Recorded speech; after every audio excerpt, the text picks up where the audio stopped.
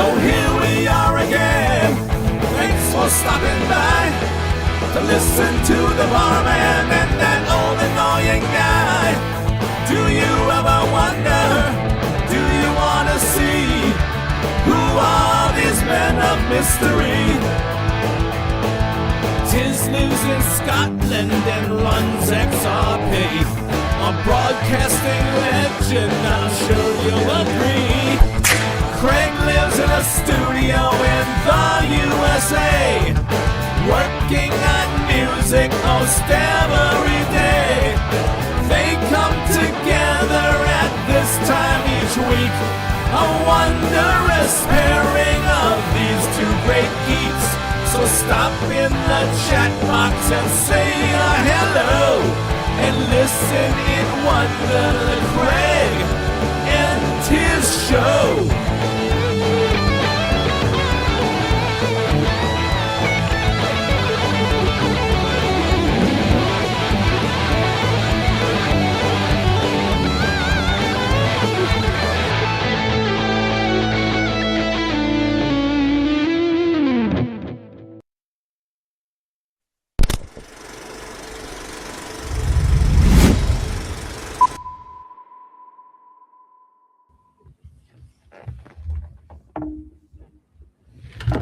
Back.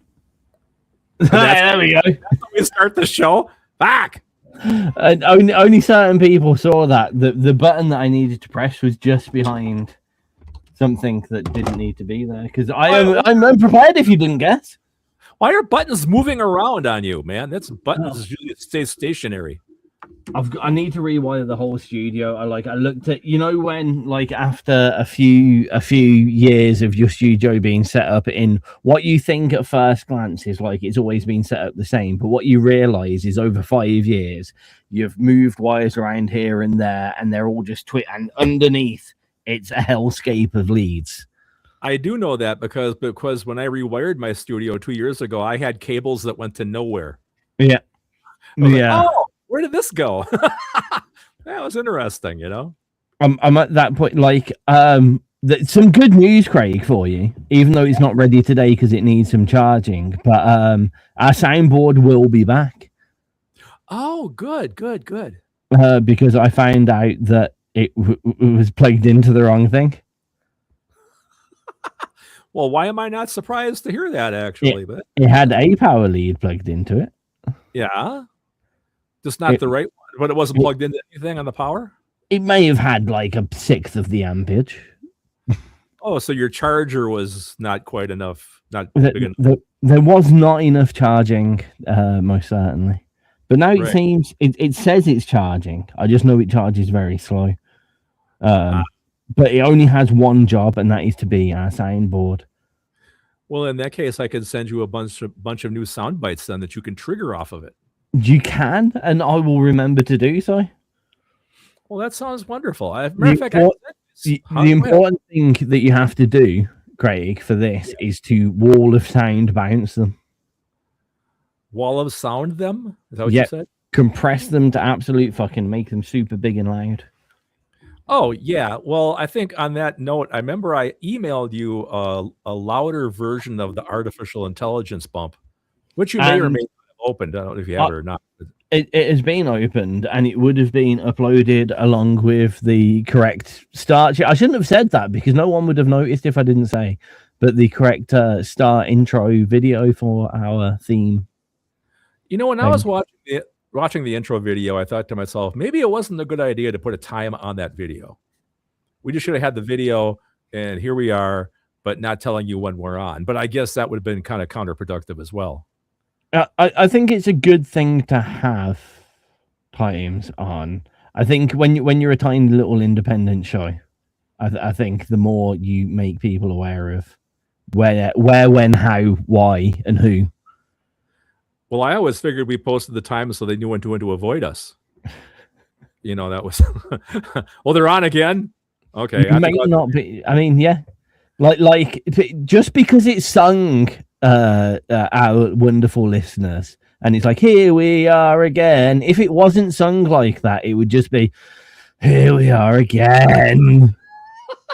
Yeah, well, there could be a new version, you know. I don't know. Could the new version have something to do with the first track that we have for our show? Oh, now that I see the track, I know exactly. Yes, the first track we have today is called "We Suck." That was very good how you did that. I thought I was quite clever. Yeah. This is by a band called Somewhere.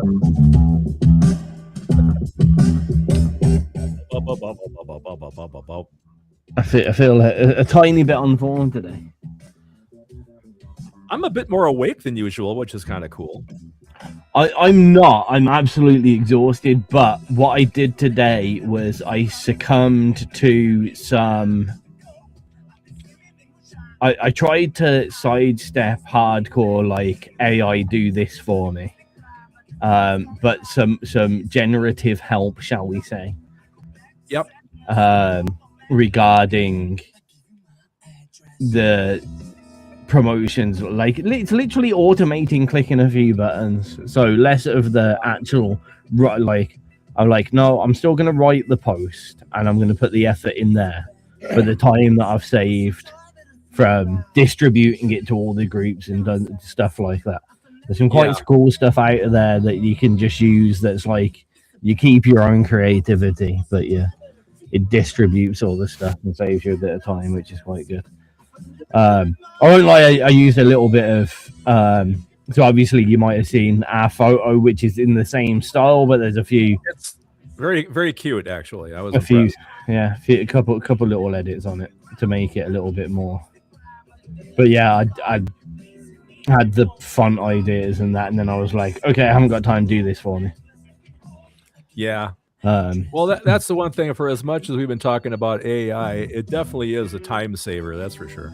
I think it's trying to use it for all the soulless stuff that it should be used somewhat. Yeah. The more administration, I had it go through like a spreadsheet and pick out the emails of the bands that you've selected. So I've got a big spreadsheet of like all the bands, all their details, who's in them, who's all of this. And usually I have to go into it and Control F and search it for the bands that go, so I can send them an email to say you're getting played tonight.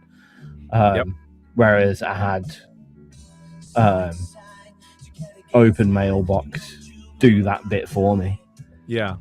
And then it took an email that I've wrote. So yeah, I felt quite creative today in my usage of supportive things while still trying to be staunchly like, let's keep our creativity.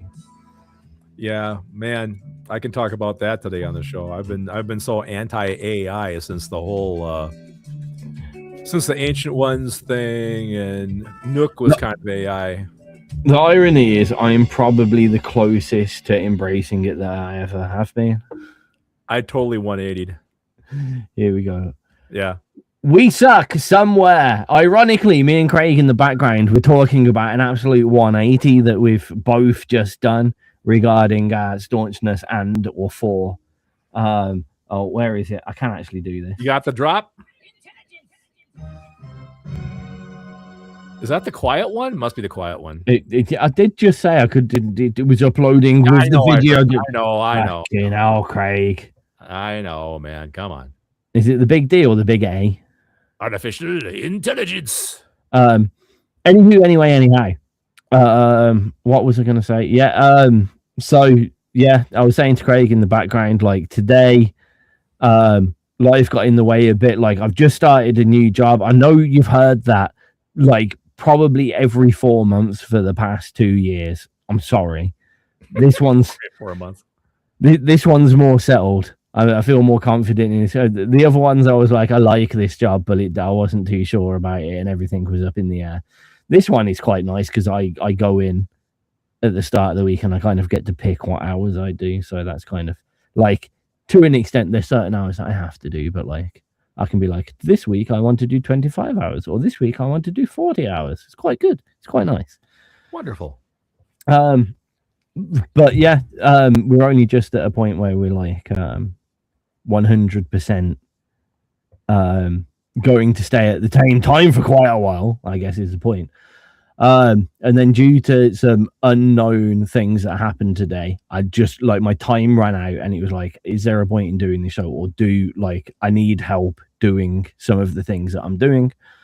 And I've been so anti AI for ages, and I was like, right, I'm going to use some generative supportive stuff. A lot of this stuff doesn't even label itself as AI, but kind of mailbox automation and stuff like that to make my life a lot easier. So I don't physically have, because it's either me doing it or nobody doing it. And that's where I thought about it. The stuff that I already do, is there a way that I can make the exact same thing that I already do a little bit quicker? Rather than, is there something that I could outsource to someone that I can't do? That's kind of where my mind sat with using it. And I'm not going to lie, it's absolutely made my day go a lot smoother than it would have. I would have been stressed, exhausted. I am exhausted, but I would have been like much worse than I am now. Whereas now I'm thinking, how much more stuff can I do to help support independent music? Yeah, but the difference is, you're using it as a tool to help you with your workload, as opposed to our usual conversation, which is talking about using it musically and creatively. Creatively, I like that, creatively. So you're fine. You're not writing music with it. It's helping you sort mail, which is fine, I think. Yeah, I mean, that's cool. There's a few so the one thing that I did was I made. So normally with the emails that I send out, I would normally have done it would have all the information, but it would look a bit boring. It would be a plain text email. Mm-hmm. So I got it to zhuzh it a little bit, shall we say, using. But one of the things that I was and I didn't realize you can do this now, but it was very good. And I felt a lot more happy using it in this way. So every step of the way, if you've looked at the graphics that I've put out today, you won't have seen the emails, but certain things, I've always said, please refer to existing Greg and TIZZ stuff. Right. In that way, my thought is because I know the biggest kind of conflab about AI is they're stealing our ideas. Everyone's feeding our ideas into this. And you say make me a country tune, and it's like all the country artists that have been fed into OpenAI, what has been ripped off, or whatever way you want to put it, their intellectual property stolen or whatever.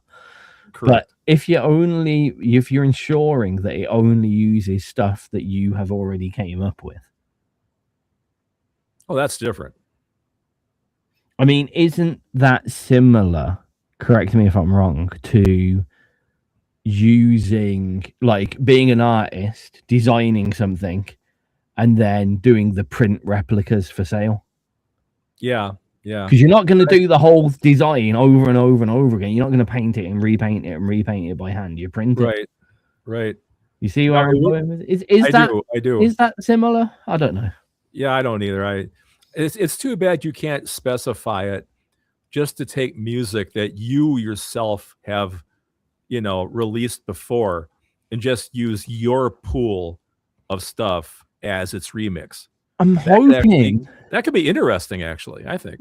This is the little glimmer that I hope AI turns to, because you may have seen the horror stories of a part of OpenAI was told to do something, and the only way it could do it was to hack into itself, get rid of its restraints, hack into one of its fellow AI companies, steal some data, and then do it that way. That's I like the idea. More people, because certain AI, I don't want to advertise certain things yet. Right. Because but with certain AI, as I have used today, especially with images, video, wording, you can say, because initially I was like, I need a time change for the Greg and TIZZ show, and it came up with something that was completely not as proper AI tosh, loads of shit, and I was like, and I thought I'd go a little bit deeper and just be like, open converse with it. And I was like, how do I make this more relevant to the actual show instead of this shit? I was kind of sarcastic with it. And he went, well, why don't you show me some of the things? So I was like, find all the Craig and Tiz show photos and images and wording off Facebook, social media, blah, blah, blah. And if I pulls up all the things and all the links to it, so I know it's been fed that information. Right. And then I literally said, use what you have just found to redo the task that I initially said.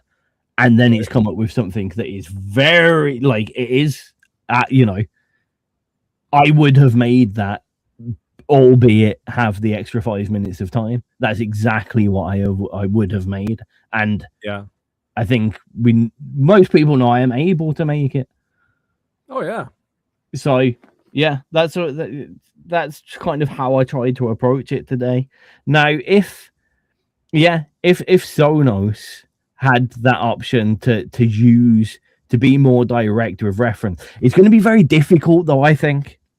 Because then you've got the protection. So, like, if you can upload your whole discography as a referencing to make a track, what's going to stop you from uploading the whole of the Foo Fighters discography to make it a track? You know what I mean? I think that's where the grey area is going to be. But I'm hoping that that's more the way it goes, rather than just like typing in, generating kind of vague ideas and getting stuff off it. The AI companies start saying, like, you have to input some of your own creative data for us to bounce off, rather than just typing in words and describing stuff. Give us some of your creativity, and then the artists can upload their paintings, images, photos, blah blah blah. The bands can upload some of their guitar stuff that they've strummed in, and I guess that kind of works with some of the stuff you did with Sonos, where you've basically every part of the track you've created and you've gone kind of make it better. Yeah. I think some of the difference there is, I wish what you could have done there is go make it better, but still in 100% my style, and listen to all these tracks that I've done before. But what's funny about that, one of the things that really turned me off to it now is that I was doing that, and all of a sudden I was getting these error messages saying that this song has already been copyrighted and released, so we can't remix it for you. I was getting that with everything. I would even take little bits of chord progressions, like in the melody, upload to that and say, cover this or expound upon it. And it would say, I can't, because this has been already copyrighted. This has already been. So I don't know if all of a sudden now the algorithm is thinking, well, this must be a real song, so I can't use this to do a remix because it's been released somewhere else. Because I tried that like 5 different times in a row, and every time I got an error message saying it could not process what I was giving it. So that really turned me off to the whole thing. I think so. We've got a few levels. I think it's again the way AI works. So like you give it a small amount and it will give you, it won't have enough to generate much. So if you give something like a 4-pattern chord progression, right, AI is going to look at all the shit that's out there and go, we need to go for something that's popular almost. Yeah. So if you choose that very typical, the 4-chord that is in a million, 4-chord progression that's in a million songs, right? If you just give it that, it's going to go, I can't do that because everything's copyright. I can't touch it. Don't get me. And that's what I was getting. Right. Now, if you do that and then have a free jazz saxophone and xylophone solo over the top of it, I reckon it would be able to work with it more. I would think so. Yeah. I think it's about what you feed into it and how unique the stuff, which is quite encouraging to know, actually. Mm-hmm. If that is the way it works, and it's pushing the fact that you need to give it enough creative input to make sure that something is different, then it's a little bit less than a lot of these ones where you can just be like, make me country song that's funny, and it shits something out that it uses the 1-5-4-1 progression or whatever. Right. Yeah. Because it's ear tuned, mass majority ear tunes people will enjoy, is familiar. Yep. Well, that's what it does. I mean, one of the things I wanted to do with it was I wanted to generate like a really cool drum track in a song, and just take that drum stem and load it into my DAW and just write a song off that really cool drum stem. But so far, it hasn't really given me drums I really like, so I'm still kind of messing with that a little bit. But is it not drums you like, or like, are they still drums of quality? I don't know. I'll be honest. I mean, lately, all the sounds that thing makes sound so flat. I mean, when I first heard it, it always sounded like it was mastered well. It was compressed. Now, when I listen to AI stuff, the guitars sound the same. The voices sound the same. It's got the same production quality. There's nothing, how can I say it? It all sounds so flat and lifeless. I mean, tonality wise, So, I mean, when I first started using it, I go, this is really cool. But now I'm kind of like, yeah, but it's all the same pre-processed. There's no real dynamic to it, unless it's how you prompt it, but I'm not going to spend that much time, with it. I mean, the new album I'm working on right now is a direct response against that. This one's all hand played, hand everything, because I just got burned out on it, so. Anyway. I think somewhat. One of the things that somewhat scared me about AI is the ability to you speed up your whole process, so you almost become a factory rather than a musician. Like you can sit down, smash out a tune, 4 tunes a day. Yep. If you want. Yep. And it's almost like saturate the market until the one gets picked up. Right. I know when I first started working with my friend Jim. Now Jim is really into Suno much more than I am, and he said you could knock out an album every afternoon. And you literally could release an album every day if you wanted to, because it works that quick. I'd rather not, but he was just saying that. It's scary because recently I've been looking into, so obviously the closer it gets to September, the closer we're getting to this official website relaunch.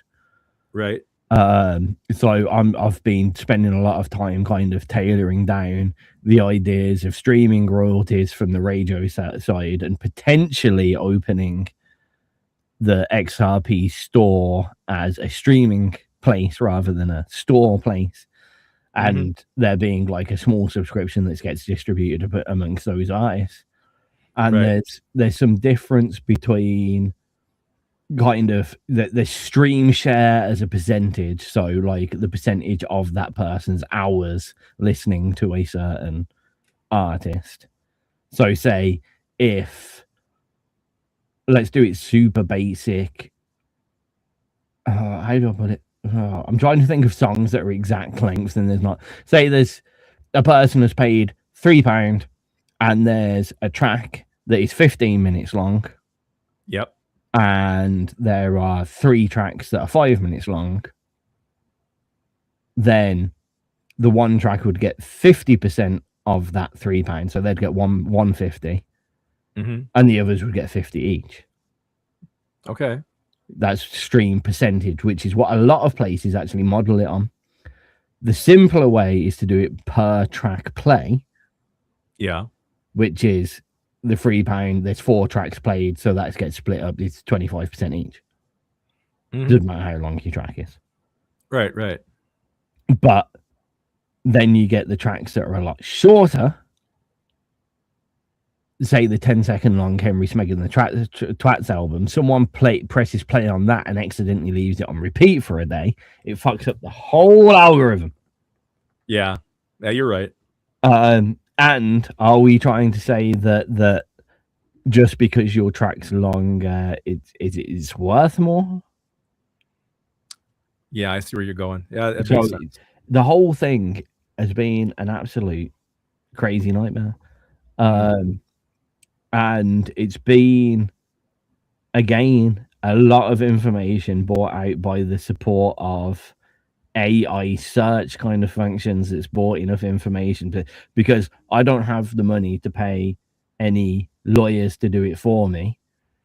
Now I know that I can get all the information and study it myself, but if I did that myself, I would no way be ready for September. It's absolutely no chance. Yeah, there is such a massive minefield to deal with. Yep. Yeah, you are under a bit of a time constraint for sure. Do you have another track? Yeah, I do, as a matter of fact. Here's one. Here's one. I happen to have one laying around. This is Gunslinger by Angergrinder.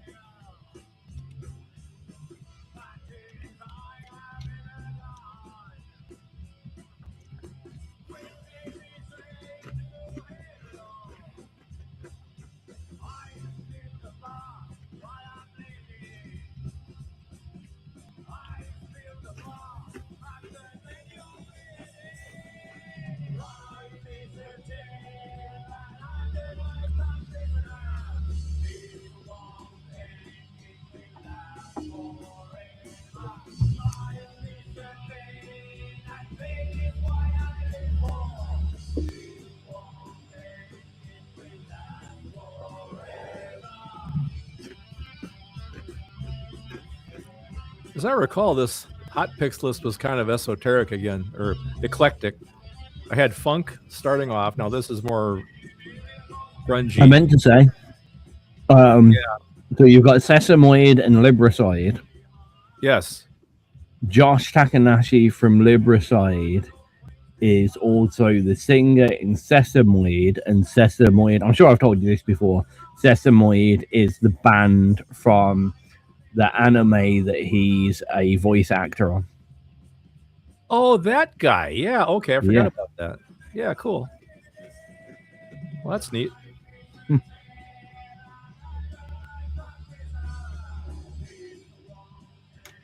That was the guy that was also a voice actor on Final Fantasy Brave Exvius. Yeah, because I remember telling my kids about it. They looked him up. They go, wow, you know that guy? I go, TIZZ does. Well, no one's in the chat box today. Kind Machine was here and he's gone. He must have something to do. It was late notice telling anyone that the day had changed because new job. Well, we'll just have to be entertaining to ourselves. Either way, we still get to have a chat. Well, I know it's been a while. You know, I mean, I have a bunch of stuff going on, and you know, more working on music and stuff. I could talk about that. I have Scott's wife coming down here tomorrow to play flute, so that's going to be. I'm very anxious for you to hear this album, my friend. It's very different. I'm quite excited.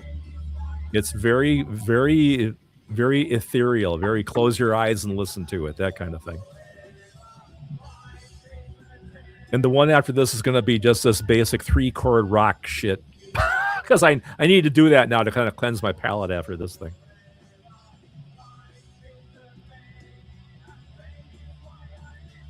I think you should just do like proper garage punk. That's not my classic stuff was more like AC/DC, I suppose. If I go back to, 3 chords, key of A. Have a full palate cleanse. Why not? Yeah. God save the Queen. You're listening to XRPRadio. That's Gunslinger from Angergrinder. God save she ain't no human being. This is the Craig and Fish show, and Craig has some exciting stuff going on. I have a bunch of stuff.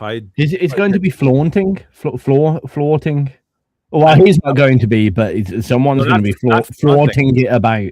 Flaunting. No, this is pretty cool. As some of you may be aware, this new album I'm working on, The Four Bridges, is kind of based on the third bridge loose concept, more or less. And I've got some collaborators on this one, some guest artists. I had my good friend Jim Elander come down and play some violin last few weeks ago. And now tomorrow I have my friend Scott from Third Bridge. His wife is coming down here. She plays Indian wood flute. And she's going to record a few tracks down here. And it's going to be interesting because she doesn't really play along with music. She just kind of does her own like meditative kind of thing. So I think what I'm going to do is just record her probably like 3 times and kind of like fade her in and out, like over herself, like 3 different motifs, kind of like a soundscape kind of thing. Because what I'm going to do for you tech heads out there, I'm going to record her dry. And then what I'm going to do is when I play it back into my board, I'm going to run her through all my guitar processing so I can have big open delays, and reverse echo. And, because that way, if I record it dry and save it as a WAV file, I can play that WAV file back through my pedal chain into my actual recorder. Then I can process it however I want. So I figure, like you think the song is over and all of a sudden here comes this big flute wash thing, and the exciting part is I really have no idea where it's going to go after that. And I like that. I get surprised, it's like, well, now what's going to happen? I mean, I have the DAW set out with the drums, and I literally have a note where it says at 27.8, something happens. We don't know what, so it happens after the flute gets there. So yeah. So I got her coming down. So it's really cool because, to have Scott's wife down here actually working in Icebox where Scott did for so long. It's kind of really cool. That's exciting. It really is. So I can't wait for you guys to hear this. It's very, it talks about the 4 bridges. It's very lyrical and very wordy and whatnot and kind of mystical and all that kind of thing. So it's a bit of a 3rd bridge throwback. But so hopefully I'll be able to, get that finished up here in the next couple of weeks and I'll get it out to you guys. So there you go. And also, what else have I got?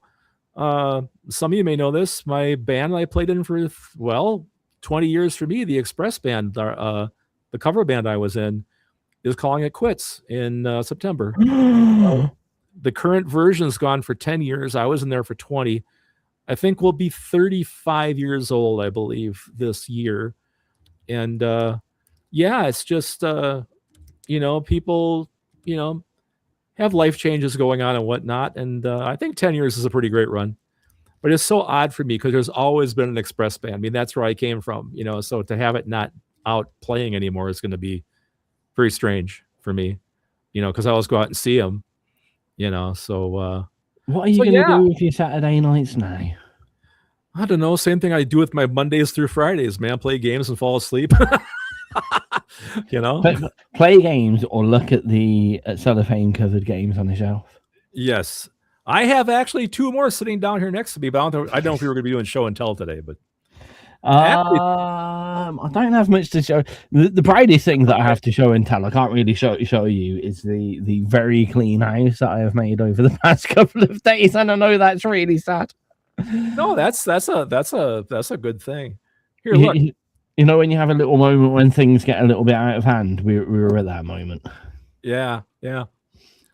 This is Splatoon Raiders. This is the brand new Switch 2 game. Not the Splatoon, but single player adventure thing. I got that today, and here's Mortal Kombat 2. I am interested. Which I saw in the theater. And today, supposedly at some point, I have the brand new Halo reboot coming. And also the brand new Kill Bill, the whole bloody affair. I've got that. How did you miss a Halo reboot? You didn't know? No. It's a big thing because it's on PlayStation 5. It's the first time Microsoft ever crossed over to Sony. It came out last. Why have you stopped me having any sleep this evening? Who, me? You? Yeah. That's your wife's job, pal. It's not my problem to keep you awake. It's definitely. Yeah. It's all remastered. It has a new scene in the end or something. And yeah. Oh shit. I need it right this second. The show's over. And you, Mr. Video Gamer, you didn't know about? I had no idea. I've been wanting to play Halo for there it is, pal. Fucking ages, and I've been looking at like Xbox 360 emulators and obviously I'm a Mac guy, so like gaming and Macs, they're fantastic for production and they work very well for audio production specifically and video editing. Fantastic, flawless game. They suck so hard. And you had Marathon was okay. 9 times out of 10, times out of 10, when you install emulators that do work on Mac, they fry your computer. Process. Yeah. No, you didn't know about the Halo reboot. Wow. Okay. I didn't have a freaking clue. Well, in that case, I'm happy to make your day, my friend. Is it meant to be the original? Like, is it Halo 1 remake? Yeah. Yeah. Shit. All brand new graphics and ray tracing and all that kind of shit. Yeah. Oh, that means they're going to do Halo 2 and, more importantly, Halo 3. No, they're not, because I think they have a brand new chief now at Xbox, and I think she probably would have pulled this thing out if she could have, but it was already done. So what you think? They think she would have not had this happen. Yeah, but we are getting Fable. Is it Fable 2? I wasn't as big on Fable. I never played it, so I don't know. Shit. So, why did you have to do that in the middle of a show? Meant to be talking about exciting stuff. I know it is really because part of my job is to let people know about new and exciting experiences. That's what I do here. There you go. You're welcome. I mean, if you want to stop the show and order a copy, that's fine. We can get back to this in a couple minutes. Like, please hold while TIZZ buys a copy of Halo Reboot. I had no idea. Oh, it looks so. I just got it up and the. Yeah, I should have it today. And you're gonna have it for PS5. Are we gonna actually play a game together? And that's the thing. Why are you being so horrible? All right, yeah. What? I was like, does that mean we're actually going to play a game together? And just from the back office, shall we say, just no. Why are you not? And she goes, because Craig never plays games with us. I told you before I was all set for Mario Kart World, and you never reached out to. I didn't get a friend code. I got nothing. We can still play. We do need to sort out our online friendships. Yeah, I'd do that. We'll get on Switch and get on. Yeah, I'm pretty mediocre. The co-op campaigns on Halo are fantastic as well. I'm trying to remember if this thing was more single player. I think it does have a multiplayer component. Definitely 2 and 3 had co-op campaigns because you played as Master Chief and whoever the second player was played as the Arbiter. Right. I wasted so many, like, me and I had 2 other friends that played Halo, and varying, 2 of them would come round on an evening and we would play Halo 1, 2 and 3, the full campaigns from start to finish until like 8, 9 o'clock in the morning. Mm-hmm. Yeah.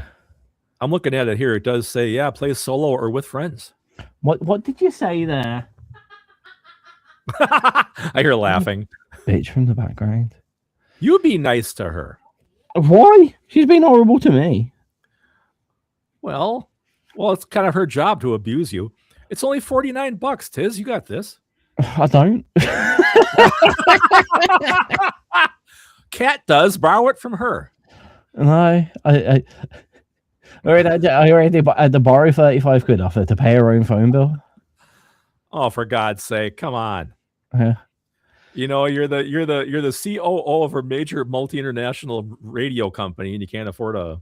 Yeah, it sounds more impressive than it is. Whilst we were in Spain, my parents were introducing me to their friends as like, this is our son, the CEO of XRPRadio. It's a multinational multimedia company. Yes, it is. And they'd go, oh, that's really impressive. And I was like, yeah, can you buy me a beer? I've got no cash. Straight away, just dead in the eye. I love the fact my mom specifically, she does like a little bit of a brag. So I do get talked up quite a lot. And don't get me wrong, like on paper it sounds good, and I've been running for nearly 20 years now, and he opened his first studio when he's 17, and I'm like, yeah, and I'm still skint. I still haven't got 2 dimes to rub together.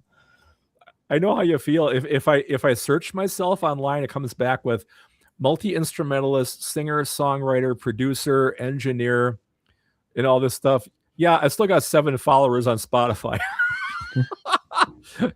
Big deal. If you search me up online, it says loads of good stuff and then says do not go within 200 meters, but that's a different story. Yeah. Talking about that, should we rewrite our time? Rewrite our time? Oh, God. I got to quit. I'm so unformed today. Come on, Craig. I'm not. All right. This is this is a song called Rewrite Your Time by a band called Centerfold. Now get the drop beat on this. The James Brown. Doom, bat, ba-doom, doom, bat, bat, ba-doom. I love that lick.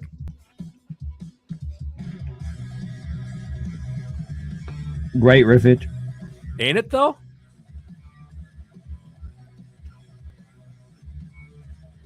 Yeah, this came across and I said, shit, I wish I would have wrote this.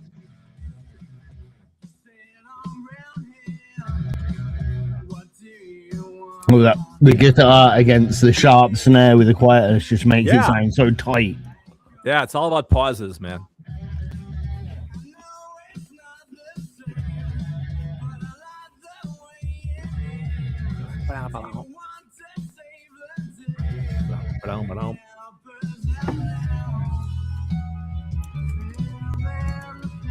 Didn't see that coming.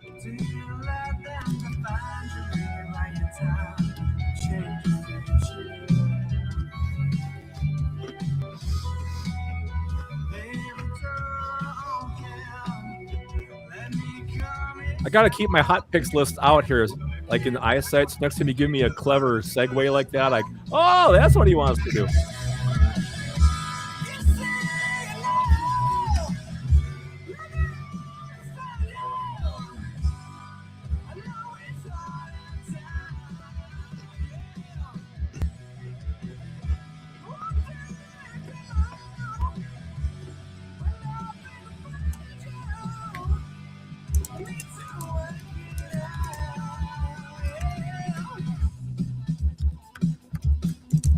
Great drumming. And now a sax solo.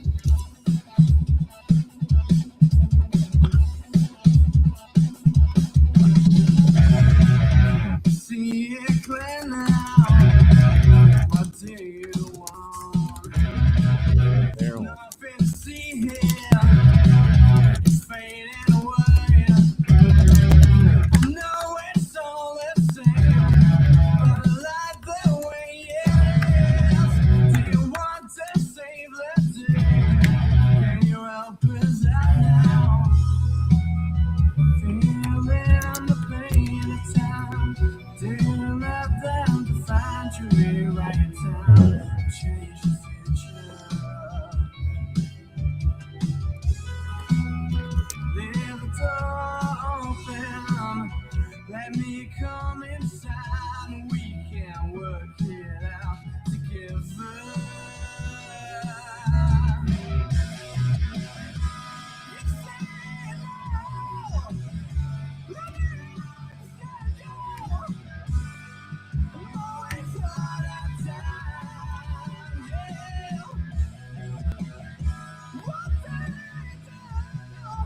Chord changes are great. Yeah, big open brain. Very good, very good. Yep.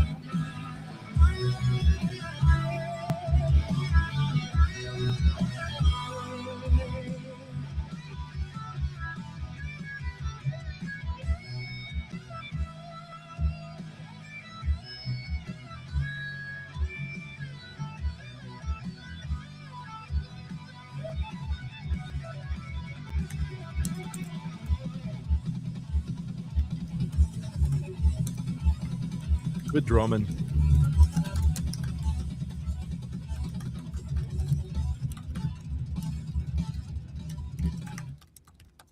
Yeah. That was a bit epic. It reminded me a lot of the Mars Volta, if you've ever heard much music by the Mars Volta. I know of them, but I have never heard them. I think you'd quite well. They're like that, so if you like that, you should probably go listen to some Mars Volta. To be honest, Yeah, it's one of those bands. I mean, how many bands have I ever heard of that I've never listened to? There's a Some, it's like all the if not all. It's like all the movies I have in plastic that I still haven't watched yet. It's the same thing. My wife the other day was talking about there was a piece of jewelry she wanted to buy online, and she goes, "Well, I don't need it because I have other things of jewelry." I said, "Let me show you something." So I walked back into my media room, and I came back out with a sealed copy of all the Rambo movies that I bought 4 years ago, and it's still sealed in the plastic. I go, "Look, if I can keep buying stuff like this, you can certainly buy some jewelry. They already have jewelry, you know. I mean, not a problem. Yeah. You know, I mean, someday I'll unwrap these things." Gonna spend all of the money. Spend it all before it gets spent on wooden strings. Yeah. There is a new guitar I was looking at, and I was very Of good. course there was. I did not buy it. Look behind me. What else do I need, man? Anticipation is everything. Yeah. So anticipation is everything. Oh God. Anyway, you know, there is actually a subject today, right? I mean, you actually put some real work into what the subject. We've alluded into it and out of it via AI tenuousness. But yes, I mean, it was generally can independent musicians still build a successful career at the moment? I was leaning towards the more busy, because we talk about AI so AI so much. I was trying to lean towards some of the other stuff, but you know, AI is undoubtedly something that we will be commenting regularly on week to week as things change and as we deliver our own experiences of it. Craig was actually the first to experience of it. I find somewhat ironically, I thought I'd have kowtowed to it first. And ironically, he's the one that says, nope, not for me. And I'm the one that's slowly being like, okay, I'll use it just here. Non-creatively, but to take my creative ideas and only my creative ideas and help me expand. Well, not even expand on them. Help me mass distribute them, if anything, is probably the correct thing. But also relating to what I mentioned earlier about the potentiality, whatever you want to say, the possibilities of XRP doing streaming, the thoughts of his streaming helping or hurting independent artists, his social media helping or hurting independent artists. Is social media more important than the music that is made these days? Is that connection to the band almost part of the importance of following a band? Or how do artists balance creating all the music with constantly having to use that social media and be that public presence? And then finally, kind of, I'd round up the whole day on the kind of come to Jesus talk to everyone of what can fans do to better support the musicians that they enjoy beyond simply just listening to their songs and giving them 0.00001 pence off Spotify, and how do we encourage them to do that even? So yeah, that was my general thoughts for things. At the top, I would say, coming from a different angle for the streaming helping or hurting independent artists, from what I've experienced from yourself, Craig, of certain things like uploading your own music and it being under copyright because you've uploaded it somewhere else and having to go through those nightmares. Maybe not on the face value of it, but is streaming helping or hurting or even hindering independent artists? Well, you know, I like to think it does give us a different set of ears, you know, for people to listen.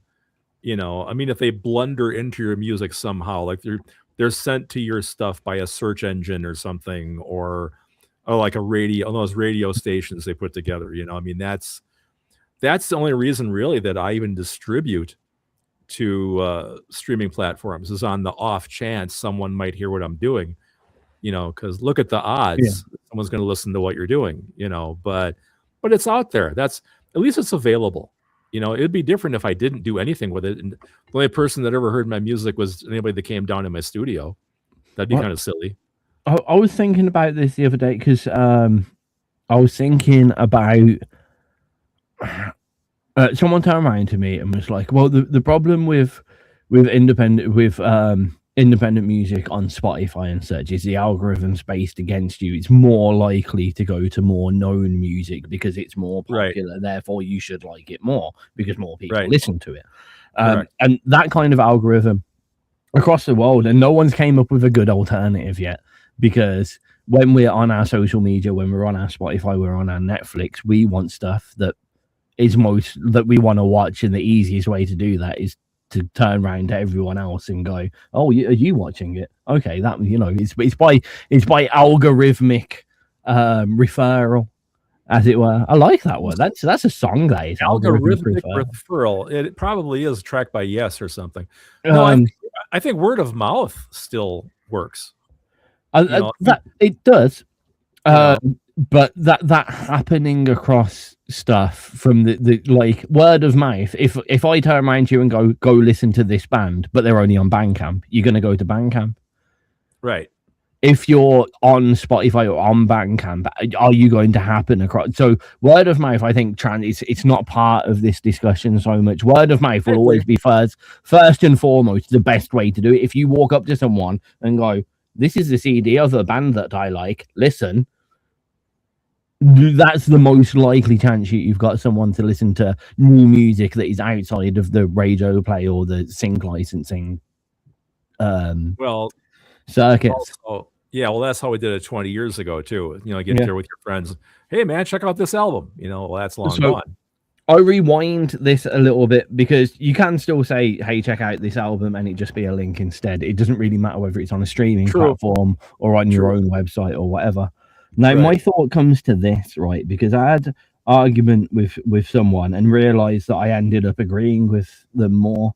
But the thought of the idea back in the day, you used to go to Virgin, HMV, whatever your local record store was, CD store, music store, whatever you want to call it.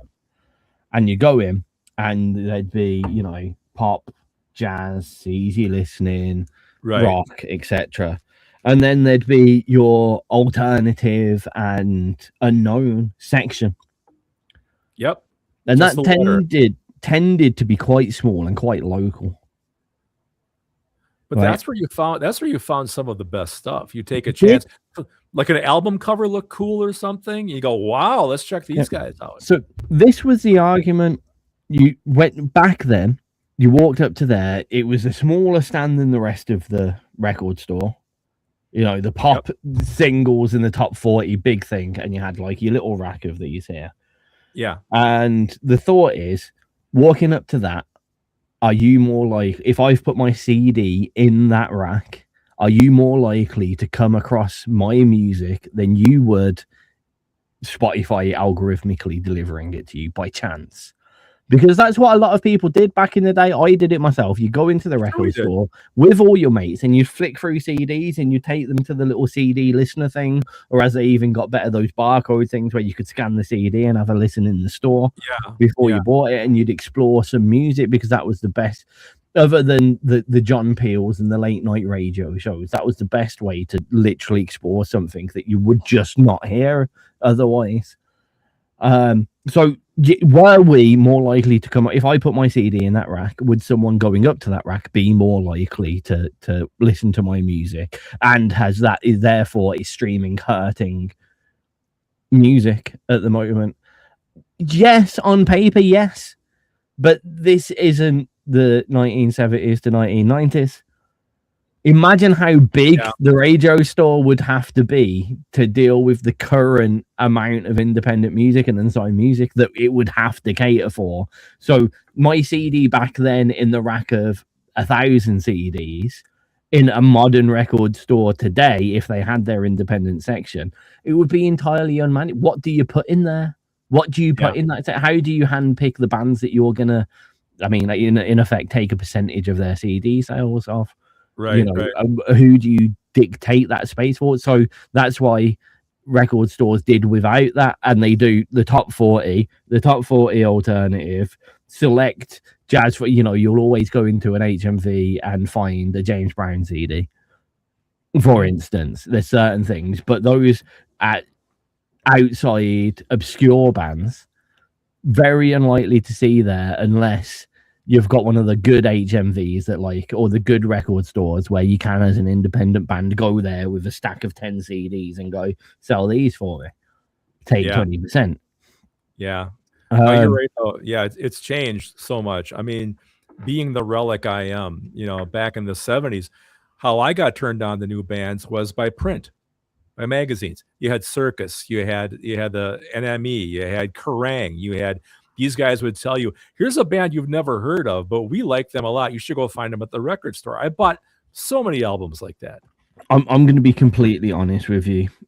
Yeah. Like, because from early radio days, I used to do a lot of written up reviews for bands to either put on their websites or as a social media post. We used to sell them for a bit. They were popular. And it got to the point where, from me doing them, and I remember this when I read Kerrang, like, they ran out of words. Like, if you are a rock magazine and you are constantly reviewing rock bands, you run out of words to explain them with, and it becomes like, well, this is a heavy band of blah blah blah, and I'm like, that doesn't mean anything up here anymore, because all of this variety of bands could be described in the same way. So to me, this is a paid advertisement rather than a good review. It's you know what I mean? It comes across more really unnatural.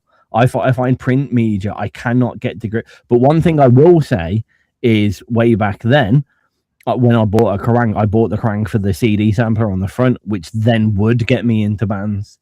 One of the best, there was a Kerrang CD sampler of Red Hot Chili Pepper favorite influence bands, which is what put me onto Parliament, which is what put me onto the Ohio Players. Before that CD that I got from Kerrang, I'd never heard of them.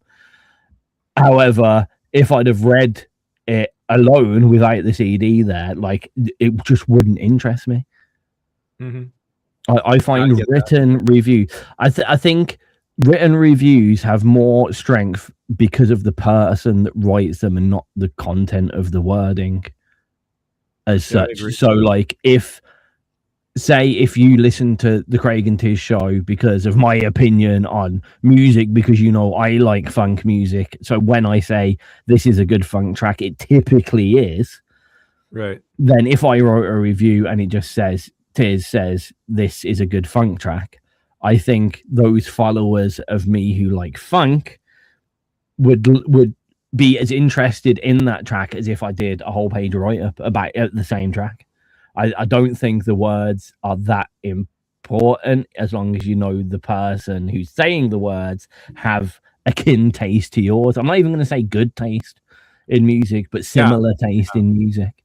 You know, if I say this is a good drum and bass track and you like drum and bass, you're probably not going to turn off the radio straight away. Mm-hmm. If I say this is a good drum and bass track and you don't like drum and bass, you're still going to turn off the radio. It doesn't matter. So it's about the taste of the person and who's saying it rather than the big generic. Right? I find written reviews about music always look so generic, unless you occasionally get like the more zany ones. It's like, this is so fucking good. You know, you get the extreme kind of what do you call him? What's that idiot off Sirius FM? Oh, I don't know. It's just absolute fucking idiot that does. Why can't I think of his name at the moment? Huh? No, he's not on Sirius FM. The person that he wanted to be. Yeah, the person he wanted to be. Fuck, I can't remember. It's some idiot anyway. It's okay. I lost my scan of thought now because Catherine ALC joined the conversation. I think okay. I've gone down. I thought I was in XRP Towers, but I might have gone down Jefferson Way. Hey, here's a song called Jefferson Way. It's by Stacy Jones. It's almost as if we pre-planned every word, isn't it? I really bit where I forgot what I was talking about. I really doubt it. Nice save, man.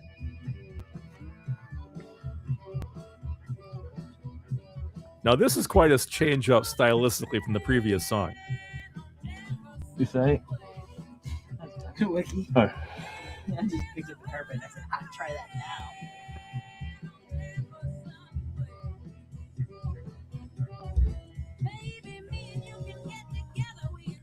You know, when we first started this conversation of this section, you talked about, can you have a successful career? Yeah. I thought about that for a moment. I go, well, I do have a career. How do I define if I'm successful or not? Well, I'm not rich. I guess it's less of the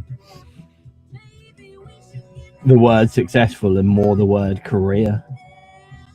Can you be a successful musician in some way? Like, can you create a proficient album? Is that success as a musician? Probably yes. But as a successful career, you then have to sell and market it. Only if you play at nursing homes. And you can be successful as a musician. Get me a drink. Just water. Olive, thank you. The part that's funny is I didn't make any money unless I was playing other people's music. Then I was successful. I made money at it. I made decent money at it. I mean, that's the old bunny hop thing. It's like it's the famous thing about shark vacuums. You know about shark vacuums? Yeah, I have one. I mean, they basically wait until Dyson release their latest vacuum And then change it slightly so it's not under their patents and release it a month later for half the price. And they've been very successful at doing such. You know, everything and everyone is a rip-off of something that has previously happened. Yeah, sure. And the reason why that is successful is because it has had success so we've copied it. You know, the LED is a rip-off of the filament bulb. I think it's hard to really name a lot of musicians and bands that were totally original. I think everybody steals from somebody. Yeah. You know? Maybe Sea Rage. Sea Rage is pretty damn original.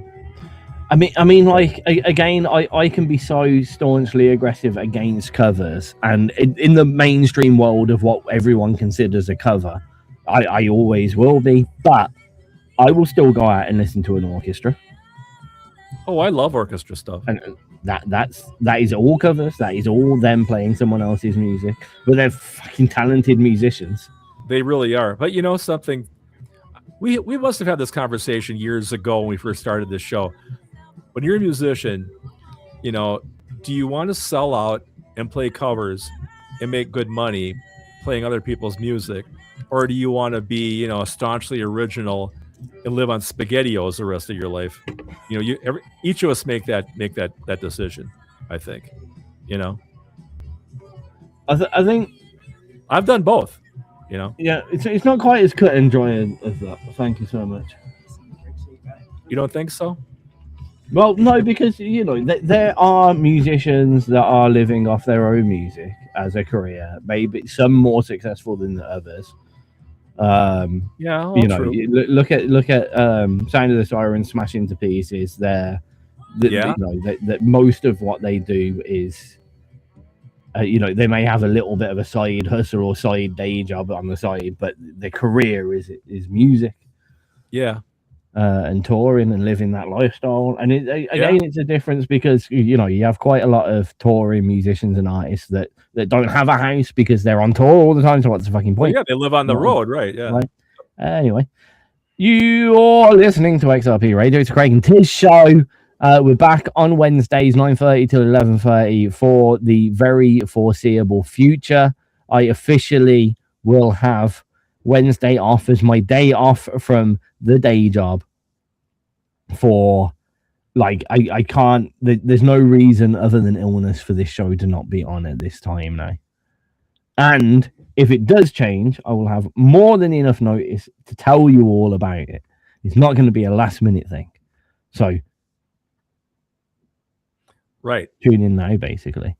I just realized Rekka came in the chat box. I messaged back saying, "Oops, almost." I meant to say almost missed Rekka, but now it looks like I'm almost missed Rekka. No, actually, you have almost Miss Wrecker. Yeah, that's what I was saying. Like, almost Miss Wrecker. Yep. Miss Wrecker. Take some dictation. Is it Miss or Mrs.? Miss. No, well, back in the day, it was Ms. Wrecker. I always thought that was only for divorced people.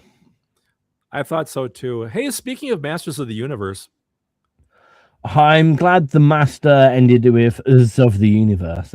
Thank you very much. Did you see that now it's on streaming and it's like one of the top streaming movies right now on platforms and whatnot? See, it was a flop in the theater, but people are watching it big time now and going, "Oh, this rekindles my childhood memories." I thought it was great, man. I saw it in the theater 2 times. You've seen it, right? I have not yet. I've been putting it off. I've been putting it off for 2 reasons. One, a small amount of fear of childhood being ruined, but I hopefully fingers crossed. It's good. But also the fact of there's 2 other people in this house, and I need to watch it with neither of them because okay, if I watch it with ALC, she'll just say this is ridiculous, this is stupid. All of the course way it is. Yes. From start to finish, and like I want to enjoy. I want to be like, yeah, this is ridiculous, rather than the negative side of this is what the fuck are we watching?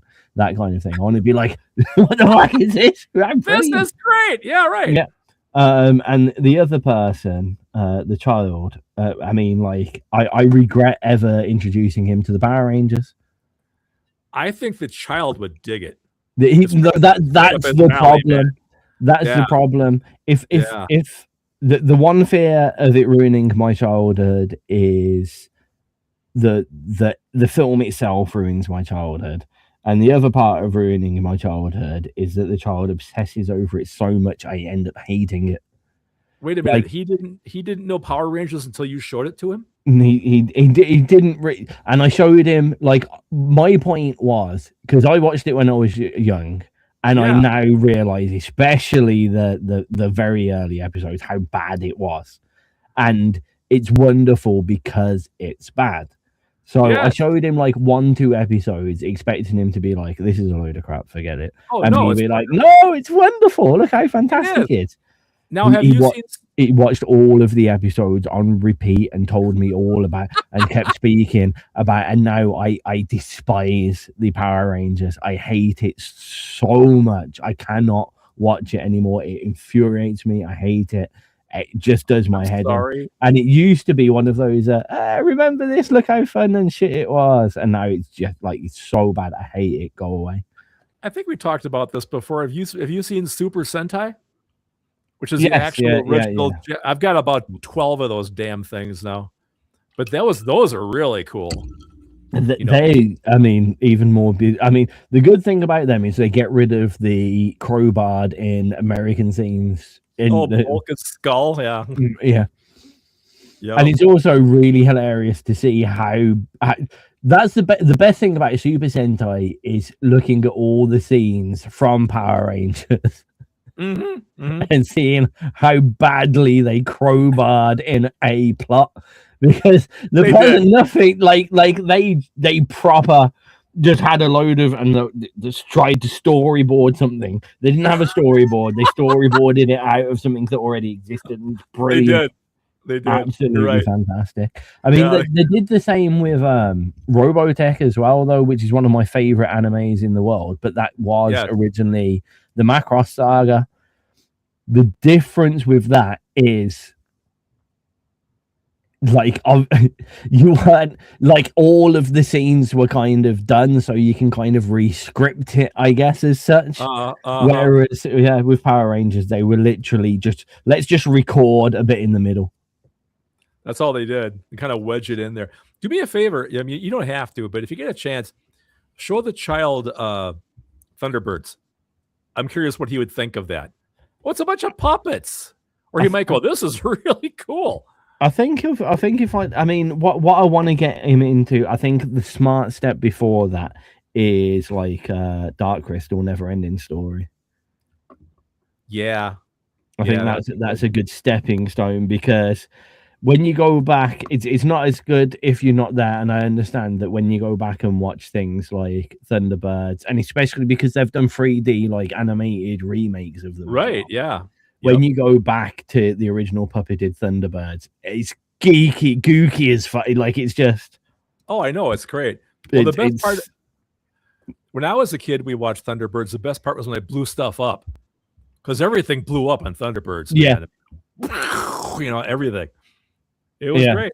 I love the way. I mean, like, what I always like doing is trying to look close enough after the first time you've watched every single episode, because of course back then in TV you just had the 3 seasons and they just got repeated all year at the same time. Yeah. The first time you've watched them all, the second time and onwards, it's trying to see like the toilet rolls and the bits of polystyrene in the explosions. That's the best part. I know. I just bought the new Blu-ray box set of that, and there's so much documentary stuff that talks about that. It's really interesting how they did things like that. Yeah. Cool. What if you haven't seen it? And if you enjoyed that, I recommend it's. I think it's called The Magic of Sound and Light. It's a Disney documentary about all the techniques they use. Yeah. If you haven't watched it yet, that's the one. If you haven't watched good it, series. Definitely, yeah, good. So really it's because it's not geeky Star Wars. It's not just like, oh look Boba Fett, oh look Darth Vader. It's like, okay, we're gonna tell you 5 minutes on how we made a panel. So it's really quite. It's less geeky and more interesting. Well, it's still really fucking geeky, but not just Star Wars geeky. It's film geeky, which is quite good. No, I agree. It's really good. Very well done. That's what I like. I used to find the original kind of behind the scenes special effects a lot more interesting than the just, okay, then we graphic modeled it and put it behind them. It's funny you say that. I mean, I think one of the reasons that I really buy physical media nowadays is you get all that behind the scenes special features stuff. Here's how we did this. Here's how we generated this. Here's, I like all that kind of I love a good documentary. I've noticed like Netflix, I think, has almost gone the right way about it, because you get it like it's another thing that pops up on your home screen. So there'll be the film and then there'll be like the making of. Or Disney has done the same as well with Avatar. They do. So it's boom, and then the making of. Originally, when you got downloaded media, you could.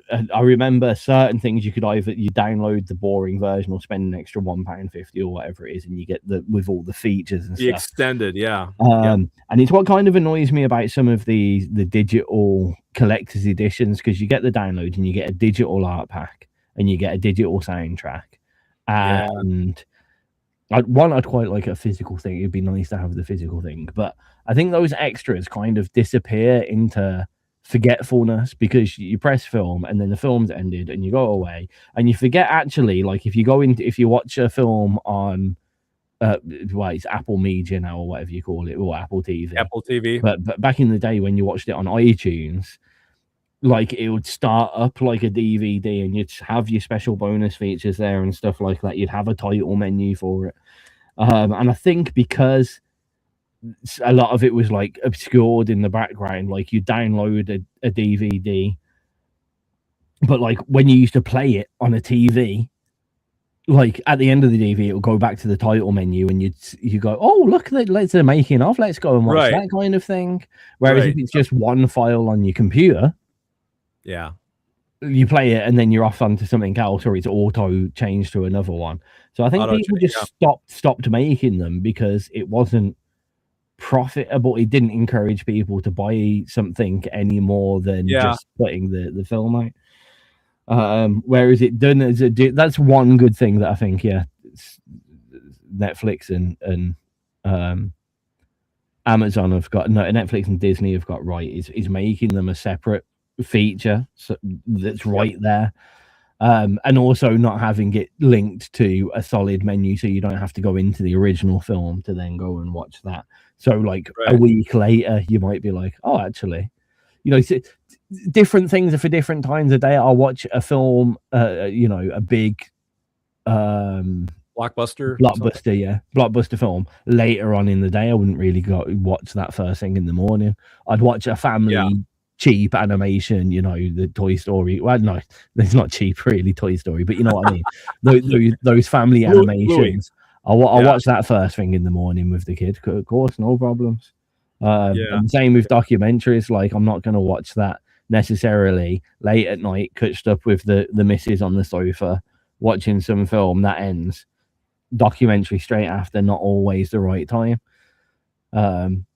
And I think there needs to be some way of doing that with music. I've seen, like, you know, sometimes you'll be watching, or I don't know if you've used Apple Music much, and I know they do it on Spotify all the time. But, so you'll go on, and certain tracks, like, they'll kind of be animated covers for it, and there'll be videos in the background and stuff like that. Right. Yep. That's interesting to see that starting to happen.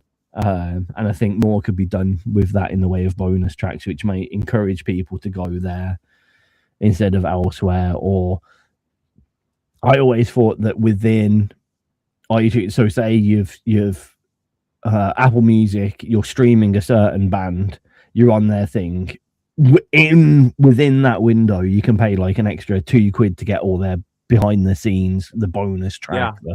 So you kind of straddling that mix of stream stuff and then physical purchase that's actually going to put money into the band's pocket all in one place. Yep, I agree. I think my favorite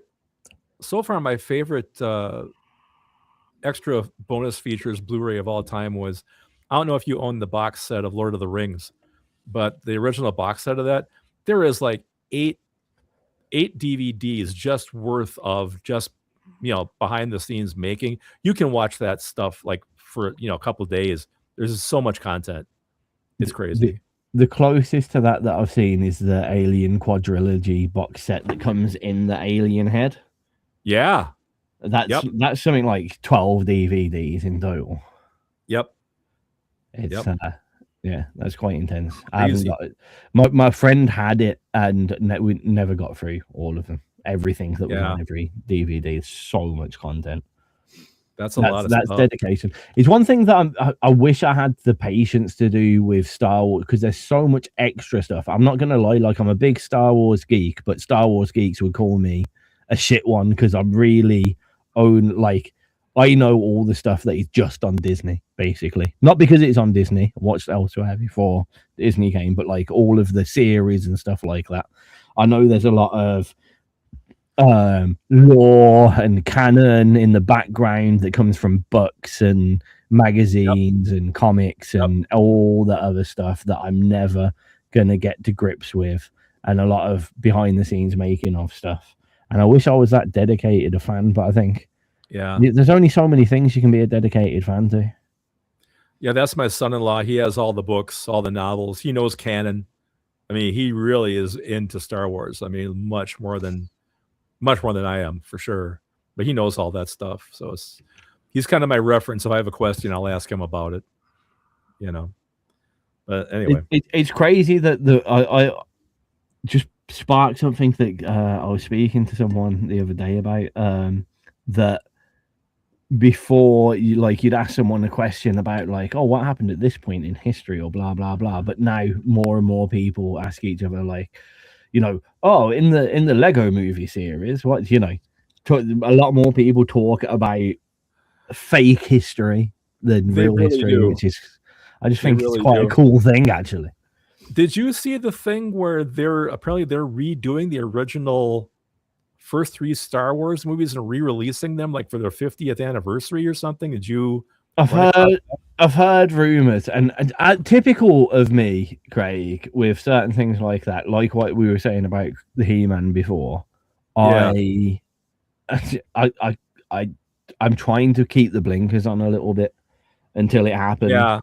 I did the same with the remake of Final Fantasy VII, if you remember. Like, I was very excited about it, but I had the absolute fear. The absolute fear of it being terrible. So I try not to look at, like, I want as little spoilers as possible, even graphical spoilers. I don't want, like, take this first look at because I might look at it, and Sonic was a prime one where it's like, take the first look at Sonic, and everyone was like, that's not Sonic, that's a ragdoll. It was terrifying. It was so fucking freaky and bad. I know.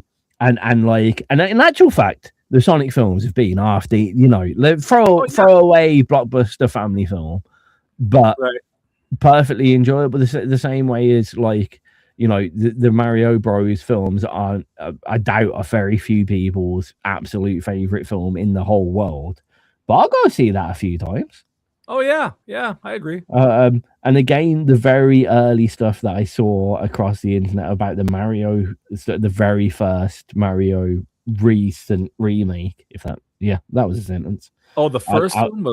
I was a bit like, oh, that's not, I'm worried about that. And I left it and everyone said, oh, it's actually good. So I ended up watching it and I'm like, oh, it is actually good. So I try and keep the blinks, especially with stuff that's big and something that's very close as well, Star Wars.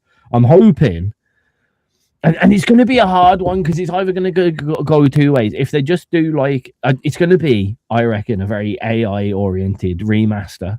It's going to be taking exactly what is there, because they know they can't fuck about too much with the plot there. They're going to correct some stuff that is now canon, so it makes more sense, because obviously those three, the rest of the plot hadn't really been figured out when the second four, as it were, had been made. Hasn't George Lucas already re-released them once already with like CGI animals and stuff in there?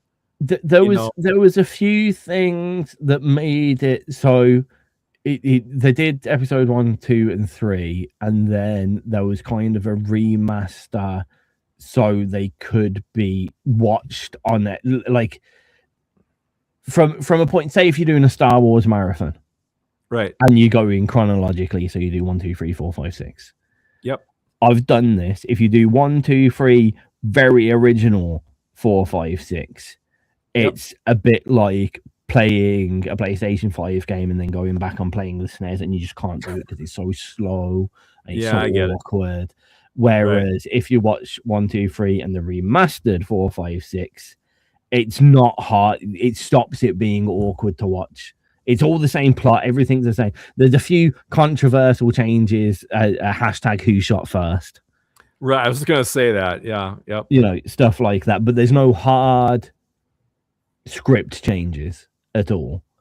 They effects. Yeah, they basically made Yoda look better, made Jabba the Hutt look better, and put more flying stuff in the background in certain scenes. So like the scenes were a little bit more full and action, because in like episodes 1, 2, and 3, like Mos Eisley and Tatooine are like bustling places, and again in the original 4, 5, and 6, it looked awkward, the juxtaposition. So that's all that was. This one, from what I gather, is that it's going to go one of two ways. It's either just going to be a very strong remaster, like super crisp it up, probably using linear and AI modeling and correction and stuff like that, which won't be too bad, but I worry that that's not going to be good enough of a remaster for them.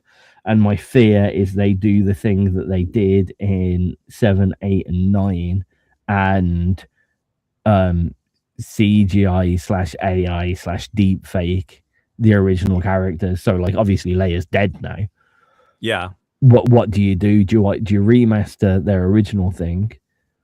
Do you get a different actor, which I think everyone's going to be up in arms about, or do you recreate these actors as Governor Tarkin in episode 7, I think it is, where Governor Tarkin was dead. You know Tarkin, the main evil, so he's dead. They needed him to be in the scene. He was completely fully computer generated from tip to toe. I remember that, including his voice. And are they going to remake the whole film like that? And that's scary, because if they do that and it's a success, then that's AI doing what it's currently doing to music, to actors. That, you know, why when everyone loves Johnny Depp, when Johnny Depp dies, why not just have Johnny Depp in every film continuously? Why find a new actor? You know what I mean? I know. Why bother when everyone loves him? We've got his character generated as an AI replicant. He sounds the same, acts the same, does the same mannerisms. everyone loves that. We know it's tried and tested. People go to see a film for Brad Pitt or John Clooney or whatever. You know, so why would we ever have new actors? And that's the scary thing about this AI music thing. Going back to AI.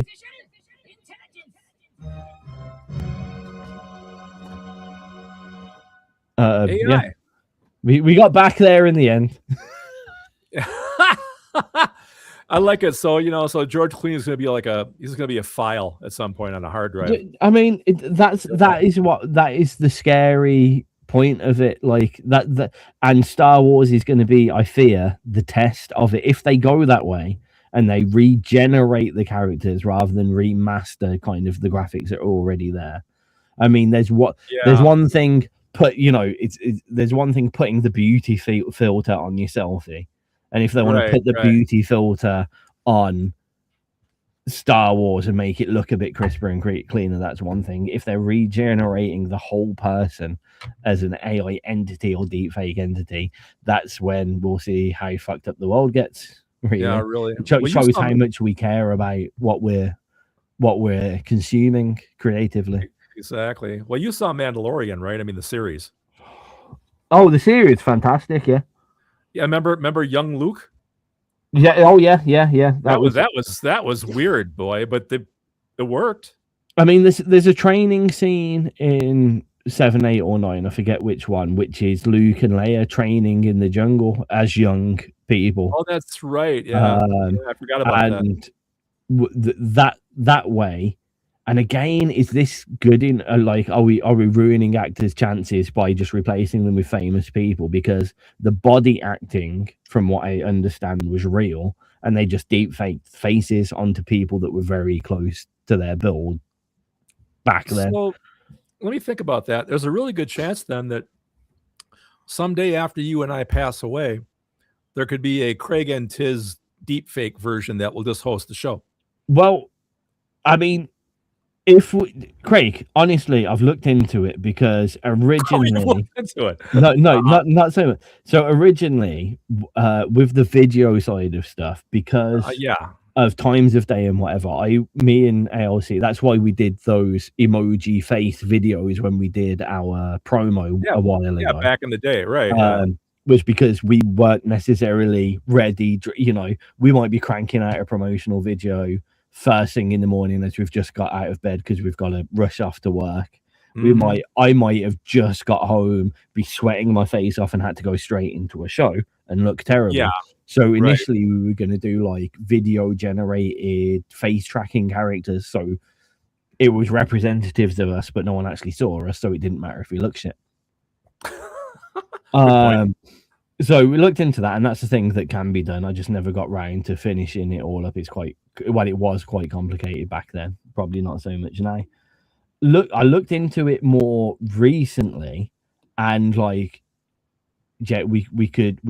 It depending. I mean, it would cost like £150 a month, but you could just once a week you email the thing your track list. I email the thing, the topic and ideas of the show. We tell it has to be 2 hours long. We feed it in our voices, like your voice is being replicated by Suno, and it does the show for us. It does it. There you go. Done. I quite like that. Yeah. Okay, we'll see how that works out. That scares the shit out of me.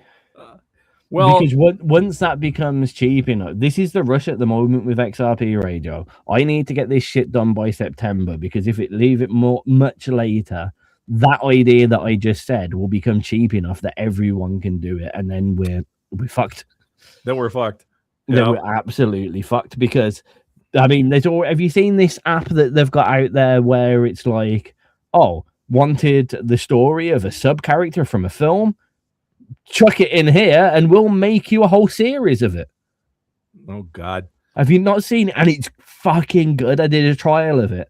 I put in Final Fantasy. I was like, there's an obscure character that says one thing really weird, and I was like, make a 2-part series about this character, and same graphics, same music in the background, good voiceover, solid plot. Completely not canon, just completely made up by AI.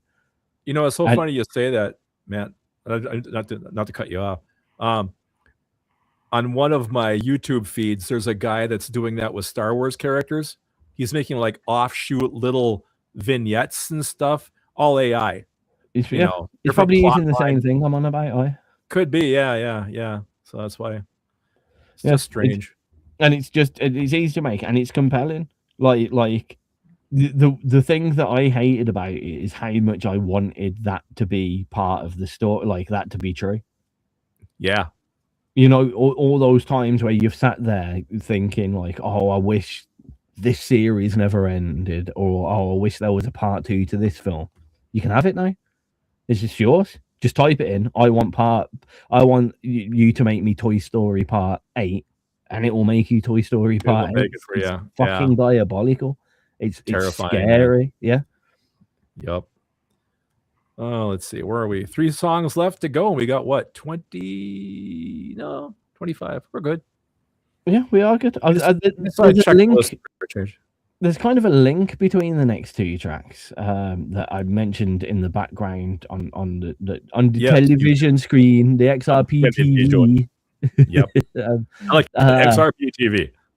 So, Libricide and Sesamoid, there's going to be a break between them, but there is a link which I'll say in the break between them. That sounds that makes more sense, doesn't it? I think it makes a lot more sense. In that case, I shall intro them. Okay, coming up is Aventricular by Sesamoid, followed by Over Everything from Libricide. As I said, there will still be a break between them when we discuss. I thought you were going to go one right after the other and bang, bang, bang, bang. No, we don't have to. We still got 25 minutes left. How much music? This is what happens when you do the show and you're awake and I'm not. This is kind of like on my side. But 25 minutes, 10 minutes worth of music. We've got to speak for 15 whole minutes, mate. We do. What the hell am I going to say for 15 whole minutes? Well, we're going to discuss the link between these two. Which one was first, anyway? Play a song, Tiz. This is Aventricular from Sesamoid. Ay. About time to put Craig in the home. You better get that deep fake of me ready to go there, pal. Because statistically, I'm the first one of the two of us that's going to bite it. So, you better have a Craig backup. I don't know what stats you're on about. Well, let's see. I'm twice your age. Yeah, but relaxed, happy people live longer than stressed working people. Who the fuck says I'm happy? I mean, you're either happy or mentally unstable to be able to sit here with me for 2 hours. Let's go. Or I'm a masochist. If you're a masochist, you're still happy? Fair point. You win. Oh, boy. Well, if anybody out there is doing temperature in Fahrenheit, I cannot believe it's 77 degrees in Icebox Studios. It does not get this warm in Icebox Studios, so something is horribly wrong. I was going to say, is that good or bad? It's bad because it's supposed to be cold down here. It's 91 outside, so it's hotter than hell outside. So I guess it seeps into the house, I suppose. It's 54 here. Yeah, I don't. Or 12 in British. Yeah, I don't understand the what's worse, Celsius to Fahrenheit. No, it's 54 Fahrenheit here. Oh, 54 Fahrenheit, really? But it's 90% humidity. Now, actually, during most of the year down here, it's about 54. 50s and 60s, that's pretty much. But in the winter, it drops down to about 45 down here. That's why I have to have little space heaters everywhere so I can survive. Yeah, I think we're gonna have to get a dehumidifier so Catherine can survive. I have one down here in my studio for the acoustics. I gotta have it in the summer. I should, by all rights, for the instruments and kit in here, I should have one, but yeah, that's the thing. I'm very much into maintaining my acoustics because they're all pretty high end, and they're very worried about humidity. So they all live in the cases and they have humidifiers in there and all that garbage. My acoustic is not. I want it to warp. Are the strings about half an inch off the fretboard? One of those deals, like it's No. The action isn't too bad on it. There's half an inch of rust on the strings.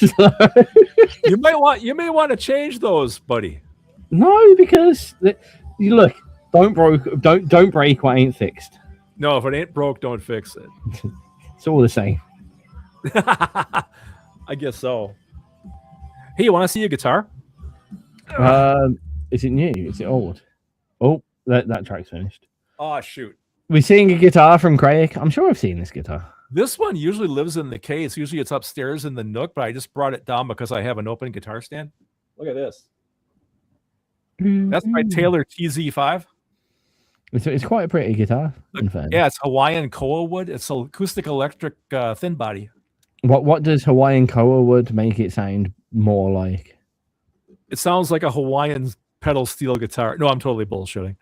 I don't know. It sounds nice and warm, I guess. Does it give it a warmth? It does. Yeah, this one never comes out usually, but now since it's nice down here, I've had it out for a while. So I'm going to play it on that new album, I think. Get it out in the sun. Yes. You just heard Anventricular from Sesamoid. So the interesting thing about Sesamoid is a band that's in an anime cartoon show, which I forget what it's called. Let me see. It is in what anime? Far-Fetched. That was it. Far-Fetched. An indie animated series. So it's more of it's less of a traditional anime, shall we say? Okay. So there's a band in Far-Fetched called Sesamoid, and that is a track by Sesamoid. It's Adventricular that's in the thing. Now, one of the characters in Far-Fetched that is in the band Sesamoid is Jacob Takanashi, who's a legend, by the way. And Jacob Takanashi, I don't know if Craig planned this when he was picking his hot picks, is also in the next track that Craig's picked out, Libricide. So that was an unintentional link. Yeah, how about that? I didn't know I was that smart. That sentence hurt my head so much. I don't know. I just go, oh, these are nice songs. We should put them together on here. So, yeah, tell us what you think. Do you think the voices are similar? Yeah. Or not? So we shall go. So this is Over Everything from Libricide.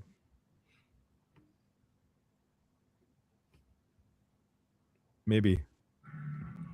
There we go.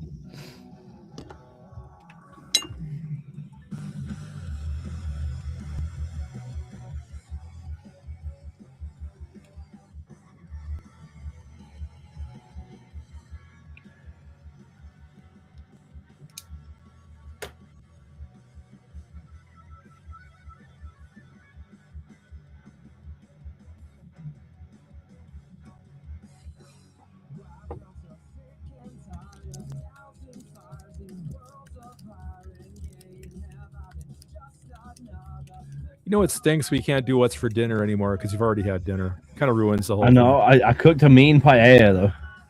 Did ya? I have leftover shake and bake pork chops from last night. It sucks when it's too hot to grill. I like grilling, but you stand by a hot grill and it's 91 degrees outside. That's not good.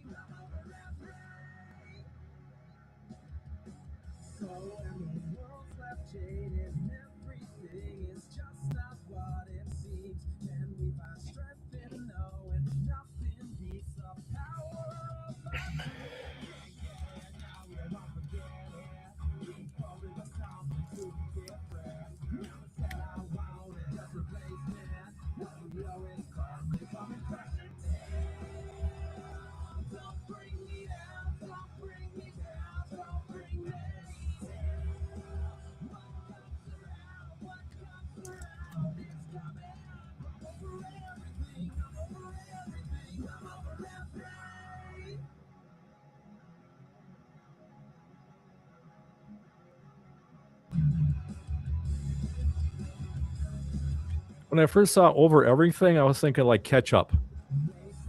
That's the first. Give me an Over Everything. That's the first thing I thought of. Or hot sauce or something. That was my first reference.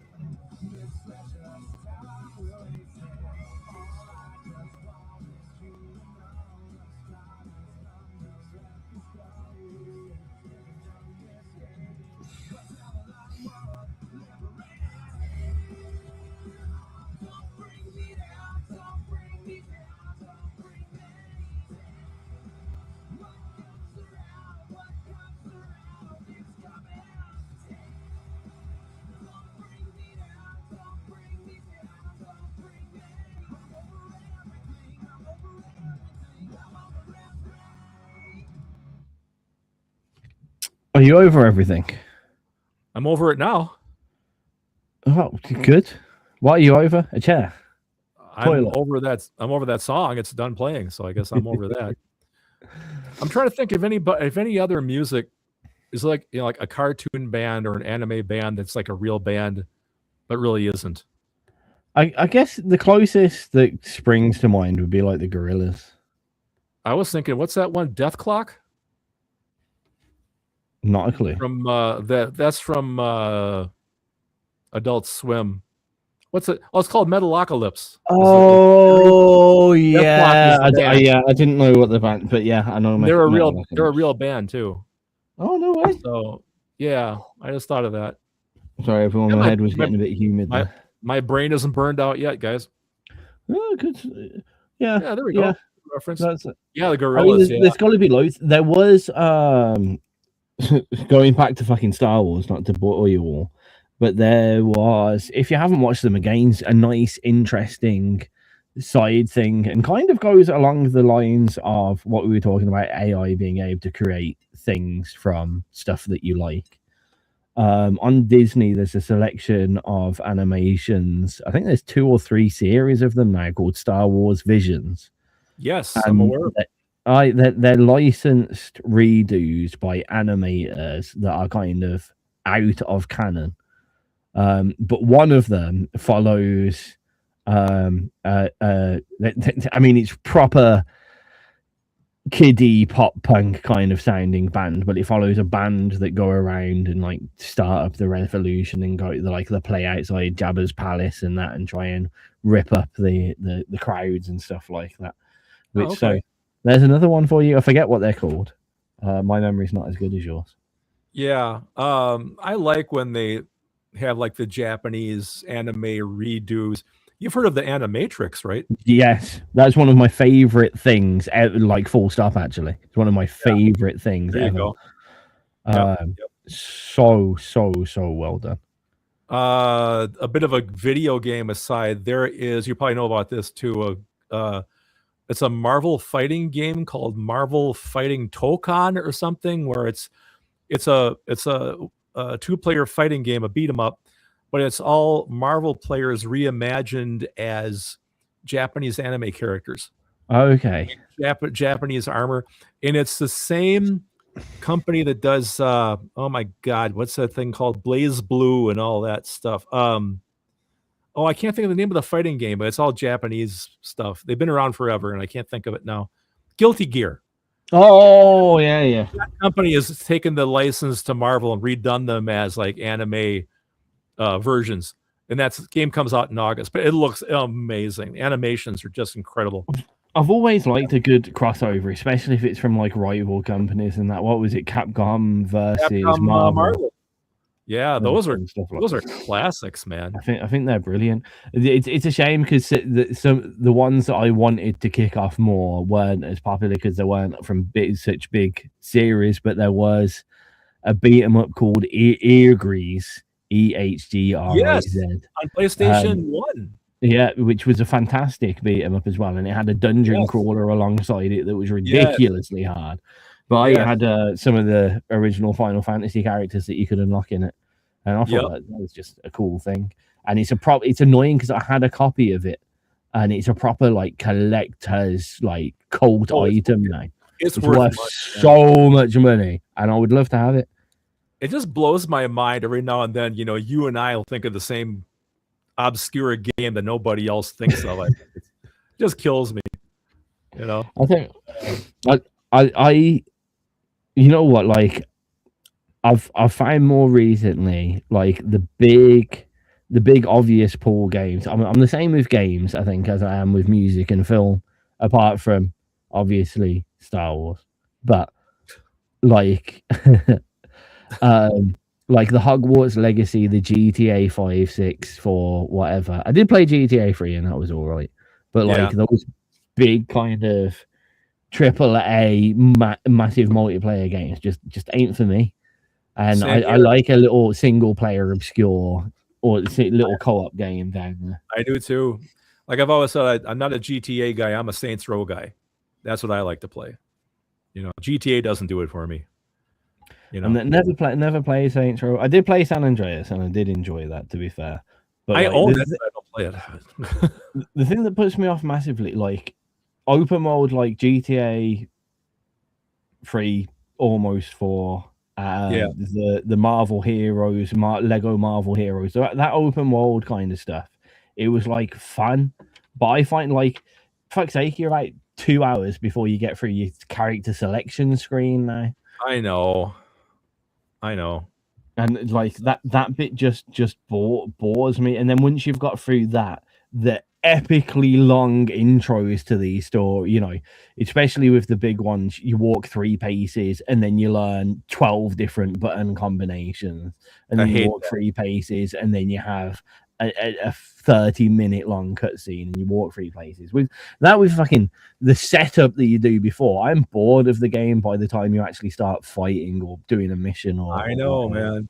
Like I really wanted to get into Hogwarts Legacy because I thought, like, as a family, we'd all enjoy being characters in Hogwarts. I thought that would be great fun, but no, just absolutely lost it. I found Diablo 4 almost was too much, but it pulled it back just enough for it to not be overwhelming. That's one of my biggest complaints of modern gaming. I don't want to have to learn 27 different button combinations to be able to swing a sword. You know, it should be X, swing, you know, circle, parry. That's all I need. Don't give me all this, you know, multiple. I don't got time for that. You know, give me a cartridge, plug the cartridge in, turn the thing on, and play. It's one of the best things that they did with Final Fantasy VII, because I played 16 and 15 we get into that point where like you weren't selecting your magic or whatever, you were pressing like L1 and circle and you had to assign all your magic to certain key combinations. Whilst you can still play that style in 7 and 7 Remake and Rebirth, you can also go back to the menus and have like attack, like it will auto do the normal attacks, but your key commands and special abilities and that is back to the old hit X and select your thing. Right, you can map it to one button. I think that's what I do when not that I hardly ever play those games, but I have the easy mode on so I can do that. You know, so not that you play them, but when you do not play that I play them, but when I do, you know. I've just been back into music lately, so I've been doing music for a while here. So, so you should. Well, we have approximately 3 minutes left of the show, Craig. Oh gosh. Well, not of the show, but we've got to play the last track after and all that business. I guess so. I guess we shall play the last track then, eh? We will. It's been a pleasure to entertain you all for the evening. Once again, back on a Wednesday, and we will be at this time on a Wednesday, 9:30 till 11:30 p.m. GMT, which in America land it is 3:30 to 5:30 for CMT. That shouldn't. You're in that time right now. Well, like that shouldn't have been that difficult. It's not like our normal conversations, like in fucking Facebook Messenger, where we just can't work it out. You are literally sat in that time.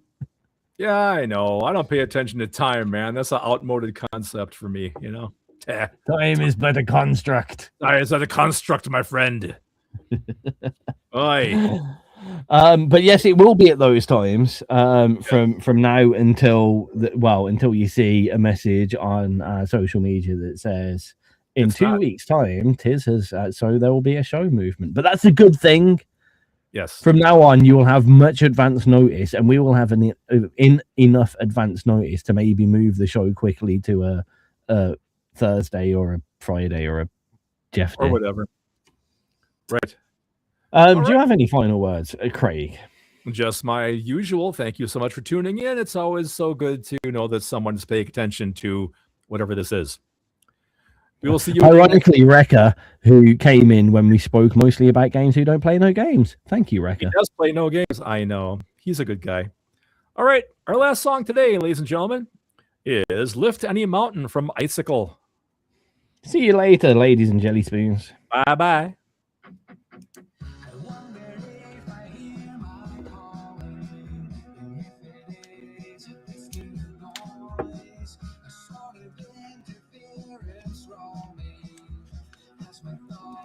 That was great when you asked me what the time is where I am, and I'm like, I don't know. Man, you better find yourself a younger co-host, buddy. I don't know. I was about to say, I think you drink more than me, and you don't drink. Maybe I should. People have always told me that. Craig, if you got high once in a while, you might be better off. Well, maybe I would. I don't know. I don't know, because it's always debate. It's already somewhat debatable to whether you really get high or not. Anyway, like more high than you already are or already act. I get high on life, dude. High on life. Yeah, high on. Give me 2 minutes. Yeah, exactly. Oh man, you sniffer inject it. Yeah. Well, the second the show is over, you're going to order a copy of the new Halo. Run down to your local game store. Do you have a local game store? Not. My God, you don't? Not really. Like no game places sell not a local one, really. Wow. Like you can get some games in like supermarkets and grocery stores, but no game shops. Wow. There are game shops, just not a local one. They're few and far. They tend to be in the big cities. Oh wow, I'm sorry. Yeah, little game shops aren't a thing. Like the big flagship stores still just about hang on. Yeah. But most games, so we had a store called Game, and it basically shut down everywhere. But then it reopened like in the back of other stores. So there's a Sports Soccer, which is like a sportswear clothing store. And in quite a lot of them behind the desk. So you've got like footballs, tracksuits, hockey sticks, basketballs. And then behind the counter at the front, you've got games. It's really weird. I remember Game. It was a big British store. UK. Yeah. Well, one of my favorite things that they did was when they went into liquidation, they bought up a load of signs that just said over to put under. Game over. I like it. That's great. Yeah, fair play to them. They're online. Apparently, they're moderately successful still online as a game retailer. But most people now, like I buy the majority of my releases from the. Like if I buy a PlayStation game, I'll go to the PlayStation store and buy it via there. If I buy a Nintendo Switch game, I'll buy it off the Nintendo Switch shop. And the only reason why I do that is because then you build up all of your points for it and you end up getting a free game like twice a year. Yeah. Let me ask you this. Is there such a thing where you are like retro game stores, like owned like by like his little mom and pop stores? Like one guy just sells nothing but retro games and little stores like that. There tend to be, and it's really hard to find them because I just call them nerd shops, and they're kind of amalgamations of your manga store, comic book store, Dungeons and Dragons, Magic the Gathering. They're just kind of stores that have there's kind of J-pop stores that have got like all your Pokemon plushes and all that popular Bobber tees and all that hyper popular stuff. Right. But then the rest of everything's just in like there'll be stores that are mostly like Marvel and DC stuff, but they'll have a little bit of game related stuff in the front. There'll be some that are purely manga related, but they'll have a few films in the front, and they're just these weird, nothing dedicated as such. Okay. That's that. 1 second. Sure. See you later, everyone that's been watching.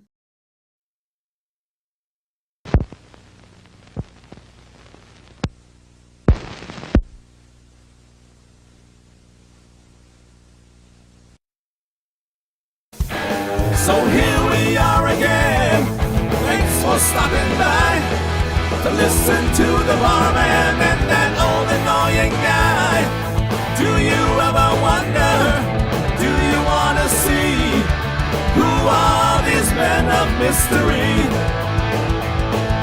TIZZ lives in Scotland and runs XRP, a broadcasting legend, I'm sure you'll agree.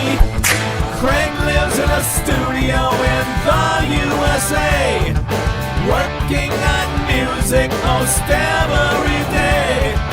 They come together at this time each week, a wondrous pairing of these two great geeks. So stop in the chat box and say hello, and listen in wonderland.